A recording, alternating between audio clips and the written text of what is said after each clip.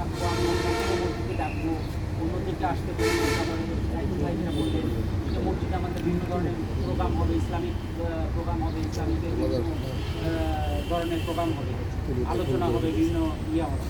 পাশাপাশি আপনার আপনার যেটা মসজিদে আলোচনা হতে পারে, মসজিদে বিয়ে শাদী হতে পারে, মসজিদে অনেক কিছু মসজিদে আপনার ইসলামিক আলোচনার বাচ্চাদের জন্য বাচ্চাদের নিয়ে আমরা অনেক কিছু করতে পারি। বাচ্চাদের বই আছে, ফুটবল লাইফ স্টাইল নিয়ে কাজ করতে পারি।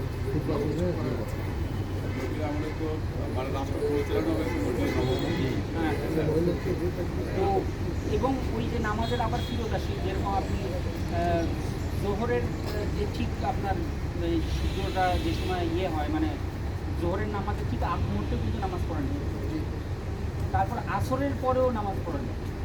এবং এই জিনিসগুলি যদি খেয়াল করেন যে তার মানে আসরের পরে তো আসলে মুসলমানদের জন্য মাগরিবের পর থেকে সে কিন্তু ইয়ে করবে, সে হলো মাগরিবের পরে সে খাওয়া দাওয়া করবে, সে এই এশার মানে প্রস্তুতি নেবে, সে তাড়াতাড়ি ঘুমানোর জন্যে এশার পরেই সে কিছুক্ষণ পরে ঘুমায় যাবে, সেই জন্য সে এশার আগেই সে খাওয়া দাওয়া করবে, এশার পরেই সে দ্রুত ঘুমায় যাবে।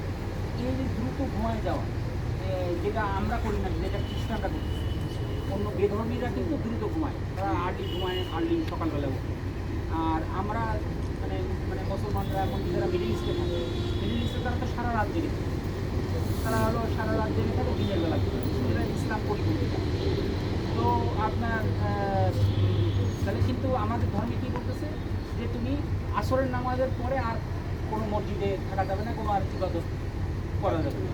তাহলে সেই ক্ষেত্রে কি, তার মানে যেহেতু আমি মাগরিবের পরে আর তেমন কোনো কাজ করার সুযোগ নাই, তাহলে মাগরিবের আগে যাতে আমি দ্রুত আমার যা কাজ আছে আমি যাতে শেষ করি, তারপরে আমি মাগরিবের পরে খাওয়া দাওয়া তাড়াতাড়ি করে কিছু মানে ফ্যামিলি টাইম দিই, মানে এসার পরের টাইমটা হলো ফ্যামিলির জন্য, ফ্যামিলির জন্য টাইম দিয়ে আমি ঘুমাই যাবো, যাতে সকাল সকাল আমি। তো মানে তার মানে কি মসজিদে আমি সবসময় থাকবো না, আবার মসজিদের প্রতি একটা আলাদা আমার একটা ফিলিংস থাকবে, মসজিদে আমি মানে আমি মসজিদে যে সময় থাকবো সেটা আমার ফিলিংসটা ভালো একটা ফিলিংস থাকতে হবে, মসজিদের সেটা আমার একটা মসজিদের আমি একটা ফিল করতে কষ্ট পেতাম। যেরকম আমি ইন্ডিয়াতে একটা জায়গায় নামাজ পড়লাম, তো ওই রাস্তা দিয়ে যাচ্ছি, দেখলাম যে একটা দূর থেকে তো বোঝা যায় এই মসজিদ, তো রাস্তা দিয়ে যাচ্ছি আপনার মসজিদ দেখে আমি গাড়ি ড্রাইভারকে থামাতে বললাম, আমি নামাজ পড়তেছি, নামাজ পড়ার জন্য নাম। তো ওই মসজিদের পাশেই একটা আপনার মানে পীরের কবরের রাস্তা, তো ওই পীরের কবরের রাস্তানার মধ্যে খুব পরিষ্কার পরিচ্ছন্ন লাইটিং খুব সুন্দরভাবে করা, সেই পীরের আস্তানার মধ্যে হিন্দু মুসলিম সবাই আপনার কবরের তাও কবর ফিরে আপনার করতেছে, প্লাস ওখানে ইবাদত চলতেছে। আমি বাইরের থেকে দাঁড়ায় দেখলাম, দেখে ওটা দেখে আমি মসজিদের মধ্যে ঢুকেছি। মসজিদের মধ্যে নামাজ পড়ার সময় মসজিদের ফ্লোর একদম ধুলাবালি দিয়ে ভরা, মানে ওটার মধ্যে কেউ নামাজ পড়ে কি না, আদৌ কেউ নামাজ পড়ে কি না আমার সন্দেহ, মানে একদম ধুলা দিয়ে ভরা। আমি নামাজ পড়তেছি, আমার চোখ দিয়ে পানি পড়ে যাচ্ছে। আল্লাহ যেই জিনিসটা পরিষ্কার থাকার কথা ছিল, যেই জায়গাটার মধ্যে আবাদ করার কথা ছিল, সেইখানে লোক নাই, সেই জায়গাটা পরিষ্কার নাই। যেই জায়গাটা কবর, যেটা একটা নাপাক জায়গা, মানে নাপাক অথবা সেটা যেটা শিরকের জায়গা, যেই জায়গাটা কবরে কিন্তু ইসলামের ওইভাবে করে গুরুত্ব দেওয়া হয় না। এমনকি মোহাম্মদ সাল্লাহ সাল্লামের সময় একটা পর্যায়ে কবরে মানে সামনে জিয়ারও মানে কবরের সামনে যাওয়া নিষেধ করে দেওয়া হয়েছিল, একটা দীর্ঘদিন সময় এটা নিষেধ করে দেওয়া হয়েছিল। পরে আবার এটাকে ওপেন করা হয়েছিল, মানুষের দিন নরম করা হয়েছিল। আমি কবরের সামনে গেলে আমিও আমার মৃত্যুর কথা স্মরণ করবো, আমি মৃত্যুর জন্য প্রস্তুতি নিব, মানুষের দিন নরম করার জন্য এটাকে আবার খুলে দেওয়া হয়েছে। একটা দীর্ঘদিন কিন্তু এটা বন্ধ ছিল। তা ঠিক ওই জায়গাটা দেখে আমি নামাজ পড়তেছি আর কাঁদতেছি যে আল্লাহ, যে এই মসজিদটা এত ধুলাবালি দিয়ে এত নোংরা, নামাজ পড়তে কষ্ট হচ্ছে আমার, মানে ধুলাবালি সব সেজদা দেওয়ার সময় সব ধুলাবালি লেগে যাচ্ছে। তো এই জায়গাটাই তো পরিষ্কার হওয়ার কথা ছিল, এই জায়গায় আবাদ হওয়ার কথা ছিল, কিন্তু যেই জায়গাটায় আবাদ হওয়ার কথা ছিল না, সেই মাজারটা, সেই মাজারে লোক ভর্তি, সেই মাজারে গম করতেছে পরিষ্কার পরিচ্ছন্ন। ওই নামাজ পড়ে কান্নাকাটি করে আল্লাহর কাছে দোয়া করলাম যে আল্লাহ যাতে তুমি এই জিনিসটা যাতে মসজিদের যে ইজ্জত, সেটা মসজিদের সেটা তুমি ফিরাই দাও, এখানে যাতে আবাদ হয়, এখানে যাতে ইয়ে হয়। আর বললাম যে এই তারপর আসার সময় ওই বাজারের খাদেম মাজারের খাদেম আমাকে জিজ্ঞেস করতেছে চলো তুমিও ভিতরে যাও, মানে ও আমাকে দেখে তো বুঝছে যে আমিও মুসলিম, তা আমাকে বলতেছে তুমিও মাজারের ভিতরে যাও। তা আমি বললাম না, আমি মাজারের ভিতরে যাব না। তো বলছে কেন, তুমি ও সবাই যায় তুমিও যাও। আমি বললাম না, আমার আল্লাহর সাথে আমার ডাইরেক্ট কানেকশন, তোমার এই ইয়ের আমার ওই পীরের আমার দরকার নেই, তোমার পীরের আমার প্রয়োজন নাই, আমার আল্লাহর সাথে সরাসরি কানেকশন। তো ও খুব রেগে গেছে, রেগে গিয়ে ও উল্টাপাল্টা কথা শুরু করতেছে, কি মানে মানে ইয়ে করতেছে। তা আমি আর ওখানে দাঁড়াই না থেকে আমি চলে আসি।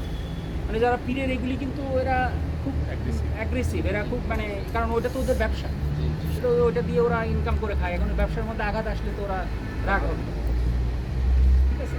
তো এই আপাতত আপনার আমরা কবুল করেন। স্যার অনেক গুরুত্বপূর্ণ কথা বলেছেন। ইনশাল্লাহ আমরা কথাগুলির প্রতি আমল করার চেষ্টা করবো ইনশাল্লাহ। কবর আসলে জিয়ারত করার জায়গা। আল্লাহ রাসূল সাল্লাল্লাহু আলাইহি ওয়াসাল্লাম বলেছেন জুরু কুবুরাকুম ফাইন্নাহা তুযাক্কিরুকুমুল আখিরাহ। কবর জিয়ারত করলে আখিরাতের কথা স্মরণ হয়। কবর সেজদা দেওয়ার জায়গা নয়, সেজদা পাওয়ার মালিক যদি হয় তাহলে কবরওয়ালার মালিক যিনি তিনি একমাত্র পাবেন, ঠিক আছে না? আর মসজিদে টাইলস হবে, মসজিদ সুন্দর হবে, আমাদের ইমান দিলও যাতে টাইলস হয়, ইমানের টাইলসে ইমানের সৌন্দর্যতায় যাতে সুন্দর হয়ে যায়। আর স্যার অনেক আশা করেন যাতে মসজিদের মধ্যে মুসল্লি বাড়ে। আর সমস্ত সুযোগ সুবিধা দেওয়া হয়েছে, এবং কি টয়লেট আলাদা হবে এদিকে ইনশাল্লাহ, ওজুর ব্যবস্থা হবে এখানে, টয়লেটের ব্যবস্থা হবে এদিকে। সবাই যার সুযোগ হয় যাতে সলাৎ আমাদের মিস না হয়। সলাৎ অত্যন্ত গুরুত্বপূর্ণ ইবাদত, আমাদের সলাৎ আদায় করার জন্যই সম্পূর্ণ ব্যবস্থা করে দেওয়া হয়েছে। গেটে প্রবেশ করার পরে আপনি ডাইন দিকে প্রথমে লক্ষ্য করলে মসজিদ দেখতে পাবেন, ব্যবসা দেখবেন। এবং সাইফুল ভাই যেটা আরেকটা বললো, শুধু নামাজের জন্য না, মানে যেহেতু আমাদের জায়গাটা এখন বড় হচ্ছে, জি। আমরা ধরেন বিভিন্ন রকমের ইসলামিক প্রোগ্রাম এখানে একটা প্রোগ্রাম অলরেডি আসার পরে আমরা দার্সে হাদিসের ব্যবস্থা করতেছে। আরও আমরা ইনশাল্লাহ বিভিন্ন প্রোগ্রামের আয়োজন মানে করার ধরেন একটা জায়গায় আপনার মানুষরা মানে বিভিন্ন ধরনের ইসলামিক বই থাকে, বই থাকে। সেই ইসলামিক বইগুলি তারা পড়াশোনা করে, লাইব্রেরির মধ্যে একটা পাঠাগার থাকবে। তো এই শুক্রবারে তো আপনার জায়গা লাগে বেশি, অন্য সময় তো আর জায়গা লাগে না। না, না। তো অন্য সময় আপনারা অন্যরা এখানে এসে পড়ালেখা করলো, অন্যরা অনেক কিছু করতে পারে এখানে, ইসলামিক অনেক কিছু। আমার এখন শুরু করছে।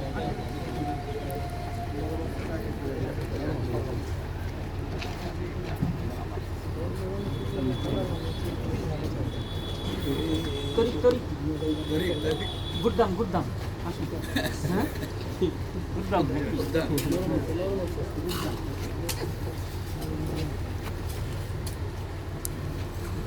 উল্টা সাইড হয়ে গেল রে, বিসমিল্লাহ। উল্টা হয়ে গেল। আমিন।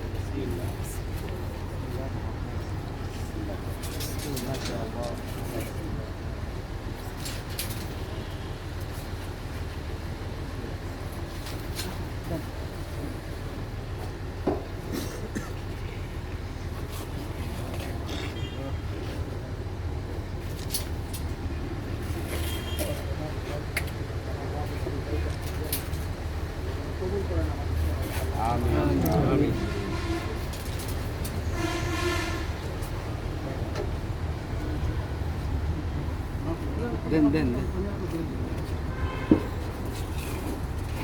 আজকের ভাই এটা মানে ভরাইতে হবে তো, না ভরাই তো যে ভাইব্রেটার চালু করতে পারবে না। হ্যাঁ।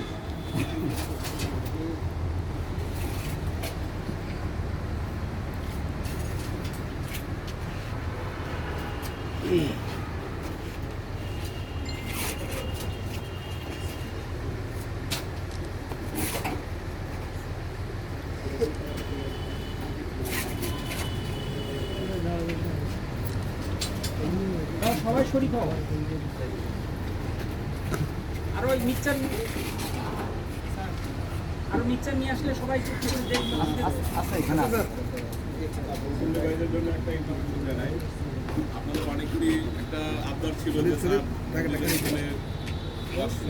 যদি আমরা ওখানে করে মুসলিমদের জায়গা কমে যাবে। ডিএমকে স্যার সাথে আলাপ করার পরে স্যার পানি ওয়াশরুম এবং নিচতলায় ওজুখানা, সেক্ষেত্রে আমরা মুসলিমদের জায়গাটা একটু বেড়ে গেল, পুরোটাই এখন মসজিদের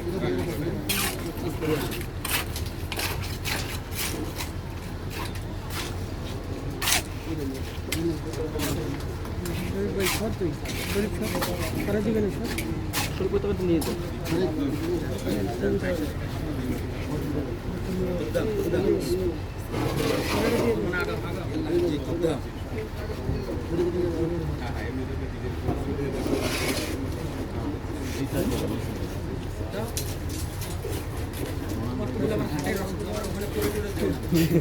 আমরা পিছনে রয়েছে সাল আগে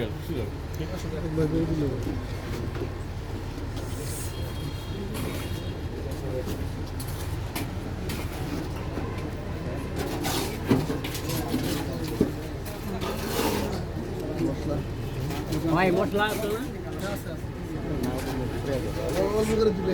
অল্প অল্প করে সবাই দিই অল্প এক কোটি করে সবাই দেন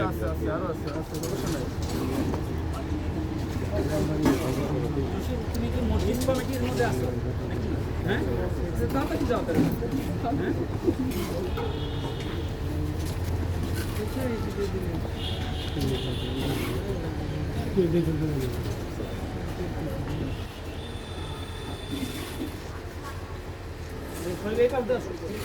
এই শহীদ ভাই দিক দিয়ে এসো